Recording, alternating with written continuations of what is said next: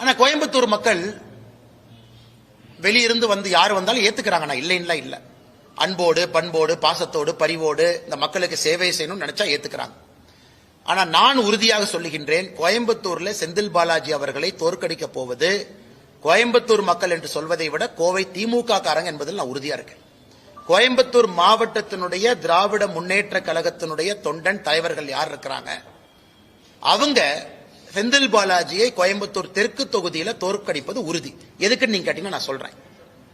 இவங்க எப்படி வாங்கியிருக்காங்கன்னு பாருங்க, அவங்க சீட்டு ஸ்ட்ரக்சரை பாருங்க.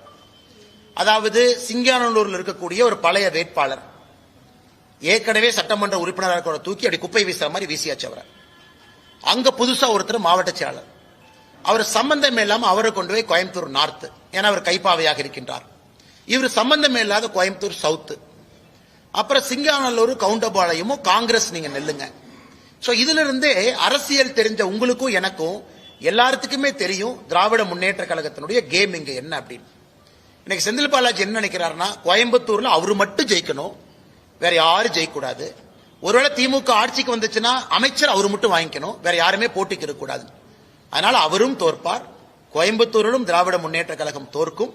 அத கோயம்புத்தூர் திமுக காரங்களே தோக்கடிச்சு காட்டுவாங்க. நீங்க 18 உங்க கோயம்புத்தூர்ல இருக்கக்கூடிய திமுக காரங்களை நம்பி நீங்க சுயேட்சை வேட்பாளர் போட முடியாம கரூர்ல இருந்து சுயேட்சை வேட்பாளர்காரன் நீங்க போடுறீங்கன்னா, கோயம்புத்தூர்ல இருக்கக்கூடிய மானமுள்ள திமுக காரன் இதை ஏத்துக்குவானா நான் கேட்கறேங்கண்ணா.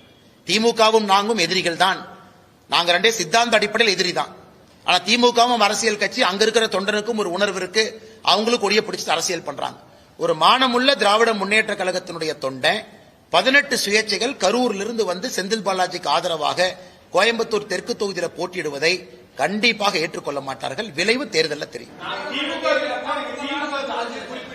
எப்பவுமே இந்த கிரீக் பிலாசபி படிச்சீங்கன்னா, ஒரு ராஜா வந்து பக்கத்து நாட்டை பிடிப்பான், அப்ப தப்பிச்சுக்குவான். தூரமா இருக்கிற நாட்டை பிடிக்க போகும்போது உள்நாட்டை விட்டுருவான். இதான் கதை. என்னை கரூரும் போய் கோயம்புத்தூர்ல எதுவும் இல்லாம உள்ளதும் போச்சு நொல்லக்கண்ணா அப்படிங்கிற மாதிரி ரெண்டும் இல்லாம ஒரு மனிதர் இருக்கத்தான் போறார். நீங்க 4ஆம் தேதி மே அந்த செய்தியை நீங்க பார்க்கத்தான் போறீங்க. கரூர் முற்றிலும் இன்னைக்கு திமுக கையில் இருந்தாலும் 4 தொகுதியும் போய் என்னை கோயம்புத்தூர்ல திமுகவுக்கு எந்த தொகுதியும் கிடைக்காத ஒரு நிலைமை வரும்போது அது பேராசை. இது பேராசை. கரூர் 4 வேணும், கோயம்புத்தூர் 10 வேணும், செந்தில் பாலாஜி அனுப்பு. செந்தில் பாலாஜி கடவுளாங்கண்ணா. அதனால கோயம்புத்தூர் மக்கள் தெளிவாக இருக்கின்றார்கள். அம்மன் அர்ஜுன் அவர்கள் மிக தரமான ஒரு வேட்பாளர். கோயம்புத்தூர் தெற்கு தொகுதியை பொறுத்தவரை நடந்து வீதி வீதியாக வீடு வீடாக போகக்கூடிய ஒரு வேட்பாளர். அவருக்கு என்கிட்ட பிடிச்சதே நடந்து போற ஆளுங்கண்ணா, வண்டியை யூஸ் பண்றது இல்ல.